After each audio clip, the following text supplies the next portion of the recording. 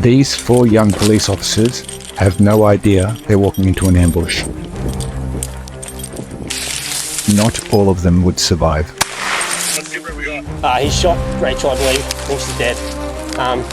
2 others would have to make a daring escape. He's coming over. Should I run?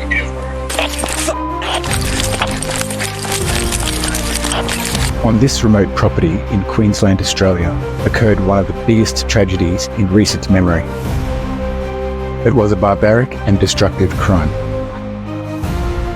perpetrated by the delusional and incestuous Train family. They came to kill us, and we killed them. They turned their house into a fortress, their yard into a battleground, and this would be the stage for their ill-fated and senseless last stand. A last stand motivated by paranoid conspiracy theories. The Wieambilla Shootings occurred here in my home state in December 2022. Despite its low crime rate, policing in Queensland can be a very dangerous job. The stolen vehicle he was trying to stop struck and killed him. In 2017, another officer was lost in the line of duty. Automatic gunfire. Out of respect for my fellow servicemen, I've decided to explore the Wieambilla Shootings. Who were the perpetrators of this wicked crime? You know, like cops and politicians. And what can we learn from this senseless tragedy? I'm Jared, also known as the Tall Soldier. Let's begin our deep dive.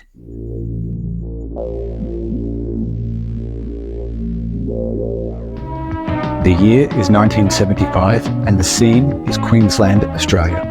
On the Gold Coast, the premier industry is tourism. Toowoomba is a thriving urban centre, surrounded by the fertile farmland of the Darling Downs. Jaws was on the big screen, and the Moyer sisters were on the radio. Australia had a distinct vibe in 1975.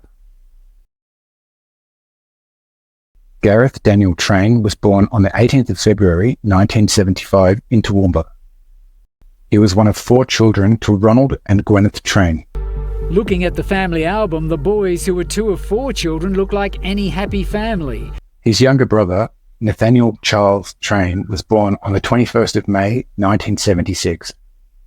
Ronald was a Baptist minister, and the boys were raised in a Christian household. God, the Father Almighty, creator of heaven and earth. Even though both brothers participated in the Wieambilla Shootings, they were very different from each other growing up. Gareth was possessive, aggressive, and quick to anger. The only child was difficult was Gareth. He was very volatile. While Nathaniel was intelligent, talented, and made friends easily. Despite Gareth's underwhelming intelligence, he was an avid reader, developing an interest in guns, bodybuilding, and military tactics. Gareth in particular was obsessed with guns and weapons. If there were any warning signs, they certainly manifested more greatly in Gareth.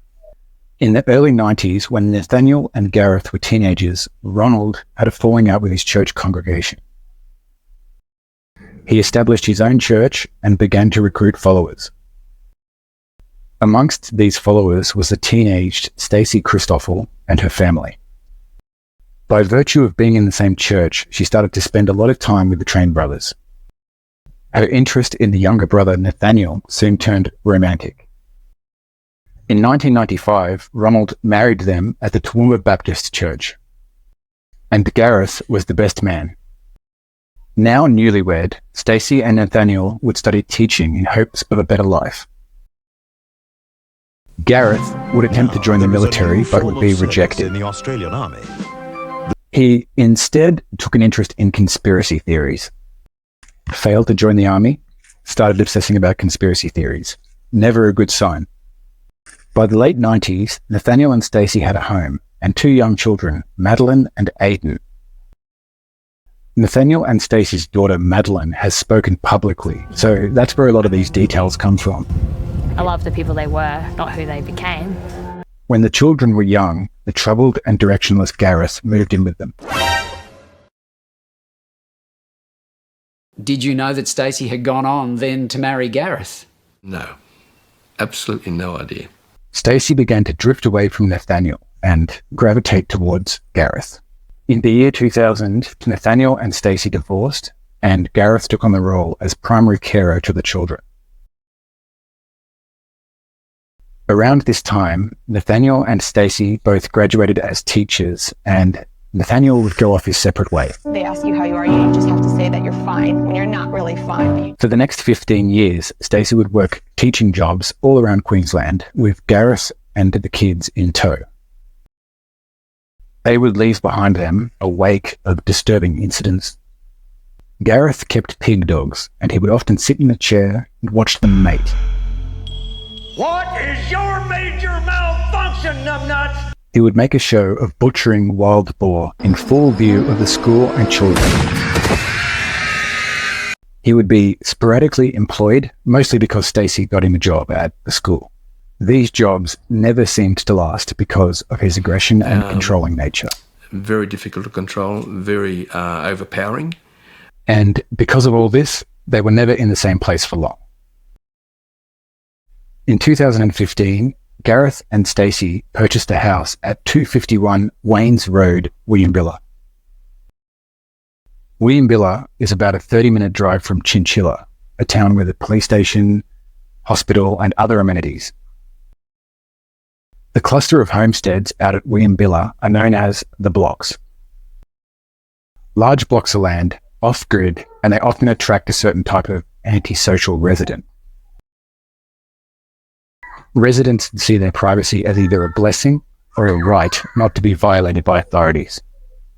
Over the next 4 years, Stacey worked for the Queensland Department of Education.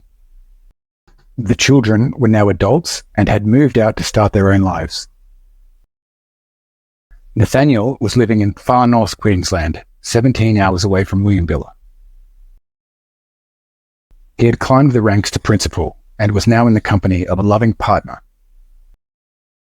Nathaniel had his life, Stacey and Gareth had their lives, and things were relatively stable. But that would change with the onset of a global event with far-reaching consequences: COVID-19.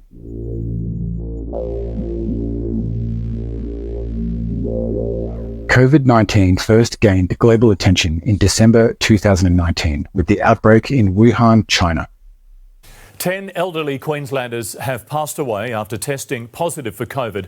As the Rural Queensland was not spared the effects of COVID. 8 of those were... In order to protect the people, borders were closed and lockdowns were enforced by law. For Gareth Train, COVID-19 felt like his conspiracy beliefs were being validated and amplified. You guys remember the conspiracy theories, right? Well, for Gareth, they were even darker. He believed that COVID would bring the apocalypse, that Christ would soon return, and the government were agents of the devil.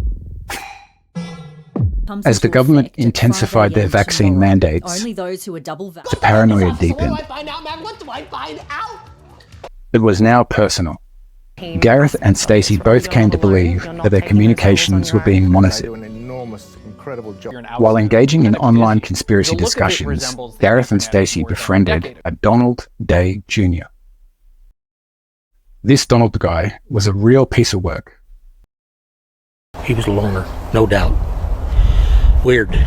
Donald from Herbert Overgaard in Arizona is what I can only describe as a religious extremist. He would create anti-government videos, discuss conspiracies, and incite violence. Warped views of the world, crazed conspiracies. Gareth and Stacey had met their match, and for lack of a better word, they fell in love with Donald. Gareth would post his bizarre conspiracy videos to YouTube, and Donald would comment his approval. Other videos that Gareth posted included what seemed to be a hit list of police. This is a message for Officer from Queensland Police Service. Stacey also posted end-of-days rhetoric. Woe to those who are choked by their sins and overwhelmed by their iniquities. Gareth posted a video to YouTube depicting his brother Nathaniel as a missing person. Police are appealing for public assistance to locate a missing man. I will now explain how that situation came about. During COVID, Nathaniel had been working as a principal in the neighbouring state of New South Wales. It was a stressful job. He rarely rested and he consumed coffee to excess. On August 10th, 2021, he collapsed at work. An undiagnosed heart condition, cardiomyopathy, had caused cardiac arrest. This damage is known as cardiomyopathy. Nathaniel woke up in hospital with just 20% of his heart function. It's okay, John. It's okay. He had a bizarre conversation with his brother over the phone. From his hospital bed, Nathaniel told Gareth he had dreamed about fighting the police. At some point, it was decided that Nathaniel would travel to the Train household in Wieambilla, Queensland. On December 17th, 2021, Nathaniel made an illegal dash across the state border. In the process, he drove his Land Cruiser into floodwaters and wrecked it. You can't park there, sir. Because the border gate had security cameras, police would soon become aware of the crime. The police were trying to find him. Nathaniel believed the police had no idea where he was. Gareth was taunting the police when he made that YouTube video. He was reported missing to officers. Constables Randall Kirk and Nathan Rigg would drive to the Wieambilla property in search of Nathaniel. And all that sort of stuff. Finding the gate to be locked, they left a note for the Train family to get in touch. Constable Randall Kirk is one of the officers that would be involved in the shooting in 3 months' time. Yeah, well, there's two of them. I think I've been shot. I don't know where. The visit, which I'm sure seemed innocuous to the police, was highly triggering for the Train family. They didn't respect the police officers that jumped over the fence. They were now on high alert. In the few months leading up to the incident, they began fortifying their block. The homestead became the Train's stronghold. Sniper hides disguised as bushes along their driveway. Mirrors to reflect headlights and confuse vehicles. The mirrors in the driveway, do you know? The mirrors are to reflect cameras. And battery-powered cameras to provide Zones early 2, warning. where the Train's CCTV cameras were bolted to trees. Next time anyone tried to cross the Rubicon, they would be ready.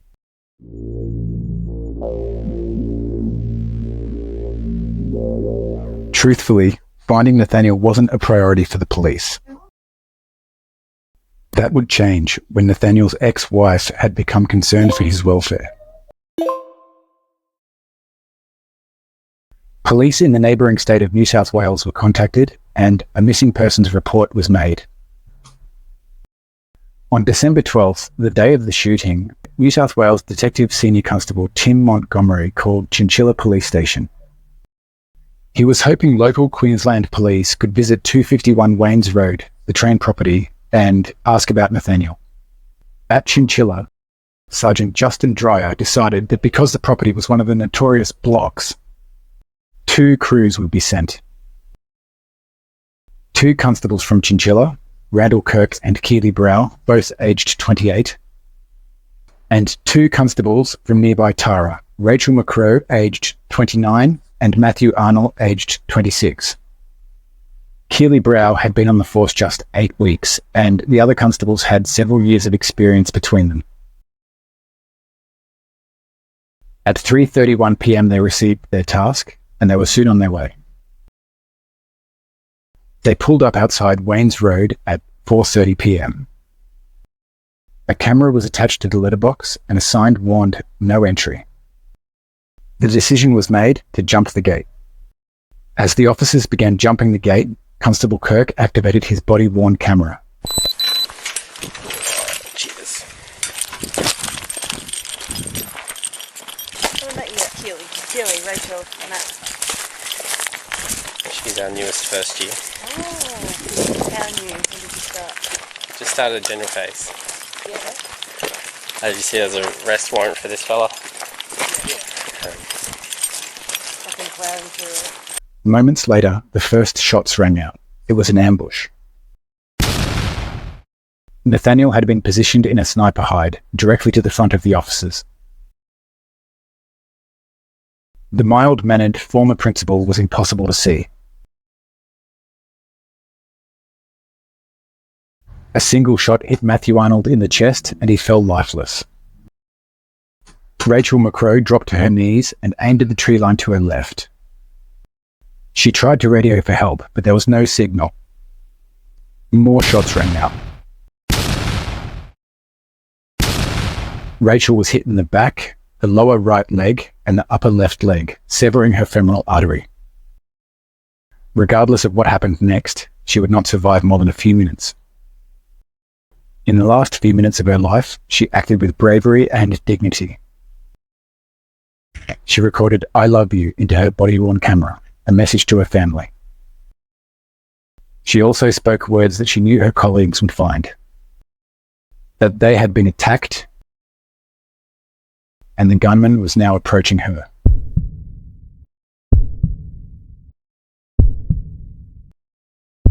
Moments later, Gareth Train was standing right above her. She pleaded with him to spare her life. He lifted his weapon and executed her. Keely Brow and Randall Kirk had ran to their left, where the bush was thicker. Keely had completely hidden herself in long grass. Constable Kirk had taken cover behind a tree, some distance from her. Constable Randall Kirk's body-worn camera captured what happened next. He fired a single shot towards the perpetrators and missed. He then placed a phone call to Sergeant Justin Dreyer, his superior. Hello?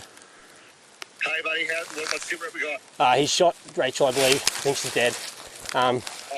She shot him, I think. No, he's still walking. There's two of them. They've got Matthew's gun now. Okay. Now, mate, hang in there. What about the other two? You got eyes on Keely and Matt? Matt's not moving. Rachel's not moving now. And Keely I haven't seen. Mate, do they know where you are? Yes, they do. Mate, can you, obviously scramble from tree to try and retreat out of there? I'll try.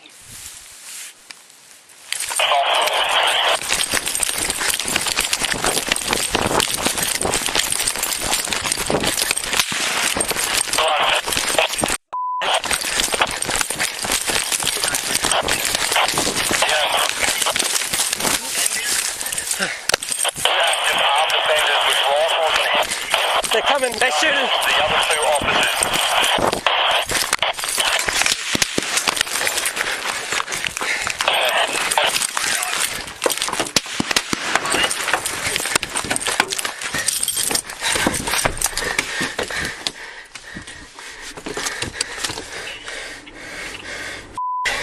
You good?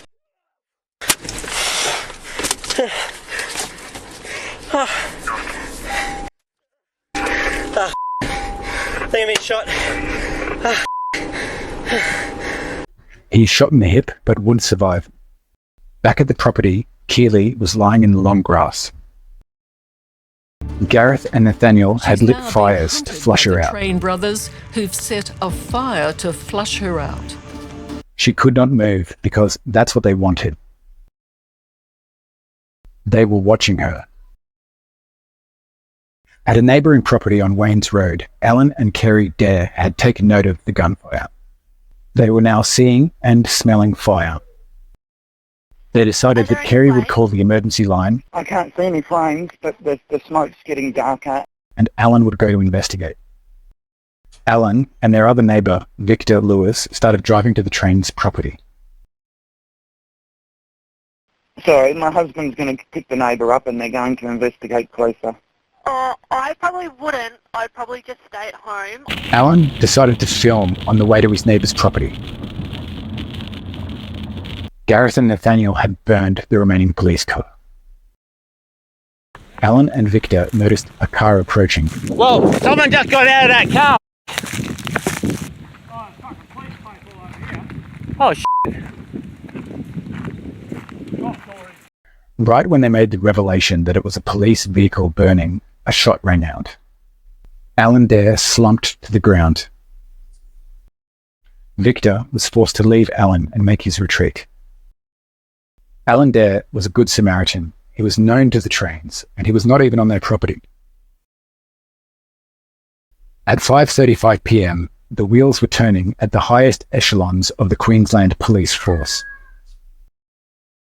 CERT, which is basically the Australian equivalent of SWAT, was still 90 minutes away. More and more officers had been arriving at the Mary Road intersection. Sergeant Werner Krause had formulated a new plan, and he would need 4 volunteers. He would get 4 carloads. The drive from the command post to the train property was 2 kilometres. They parked short of the train property and approached on foot. Senior Constable Andrew Gates led the team onto the property using the tree line as cover. About 100 metres ahead, they could see one of their colleagues, lifeless. It was starting to get dark at this point. Weapons in hand, they began their search for Keely Brow. At this point, Keely had been on the phone to an operator for 2 hours. She could hear voices, but were they her colleagues or her hunters? Fortunately, a code phrase had been arranged, so she would know for sure. Pink and blue. When she heard those words, she was up and running. Keely made it out of the gates and into the arms of Constable Stephanie Abbott. A call was made for the police cruiser to punch through the front gate. They loaded their fallen comrades, Rachel McCrow and Matthew Arnold, into the vehicle. And they withdrew from the property. For now.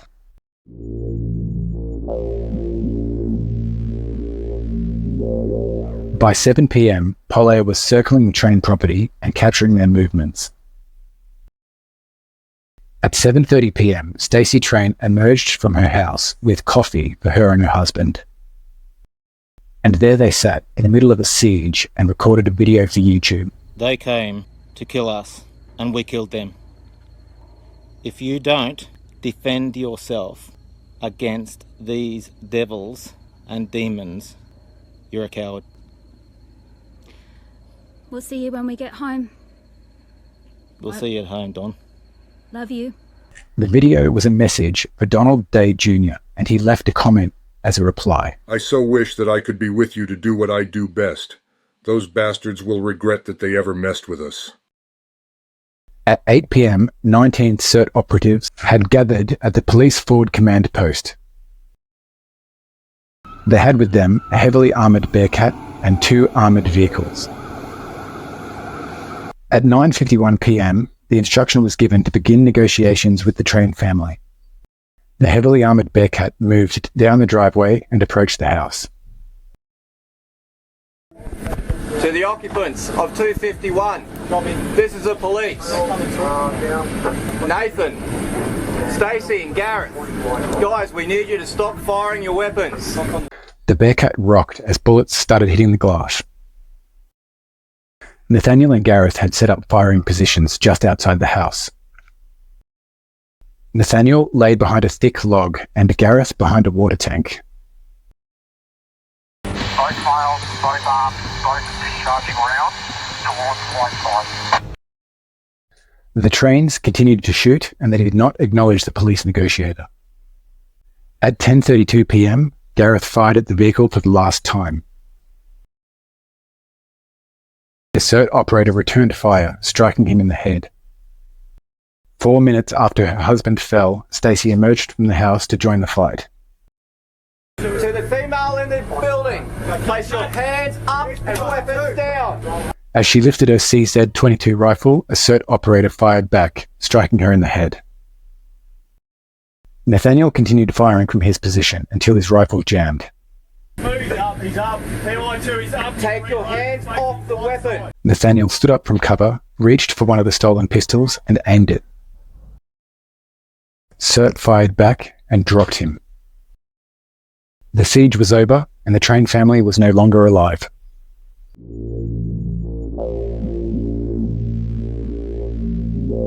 We begin with the deadly police ambush in Queensland. Back in December 2022, when the shooting was unfolding, details were scarce. And a good Samaritan. We had been advised there was an exclusion zone in place due to an ongoing incident. The next morning when the news broke, Australia was shook to its core. At the site of the tragedy, an investigation was launched. Questions needed answering.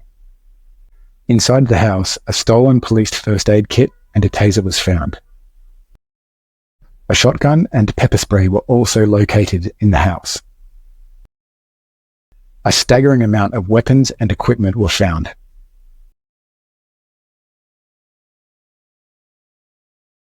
This is the inside of the sniper hide where the first shots were fired. The items found inside, as well as the well-worn path, indicate a lot of time was spent here. Rachel McCrow's handcuffs were found to be hung from the front gate. Alan Dare had his name written in stone on the exact place he fell. It was very close to the front gate, but absolutely not on train property.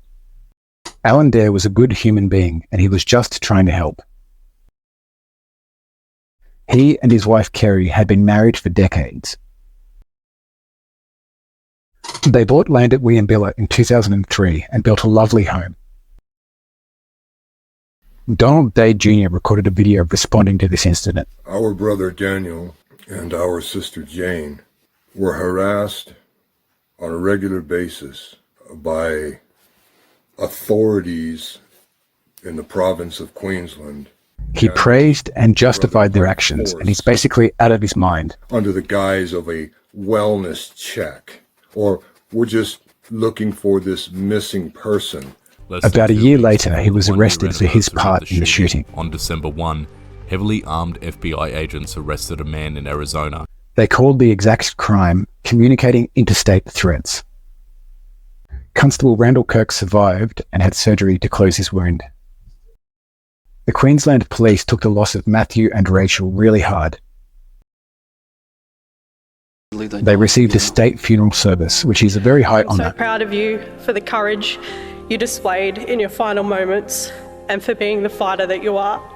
As a triplet, Matt was the older brother by just a few minutes, but this made him no less of a big brother to his siblings. Nathaniel and Stacey's adult daughter, Madeline, was left to pick up the pieces. I mourned 6 people. So I mourned my family, I mourned the police officers, and I mourned the neighbour. She felt confused, conflicted, and betrayed. Grieving 3 of your family members is hard enough, but then finding out what they did and then seeing everyone's reaction to what they did. 20 months after the tragedy, an inquest was held. It was suggested that the Trains were suffering from a joint psychotic disorder, with Gareth being the primary and Nathaniel and Stacey being the secondaries. Son, Rachel McCrow's mother, Judy, was determined to make sure that their deaths were not in vain. What unfolded in Wieambilla on December the 12th, 2022 should never have happened. Let me ask you guys this. Do you think that it should have been chalked up to joint psychosis? Because I think there's a case that they were just plain criminals. If you like this video and you want to see more, liking and subscribing is how I'll know, okay? Thank you so much for watching. I'll see you in the next one.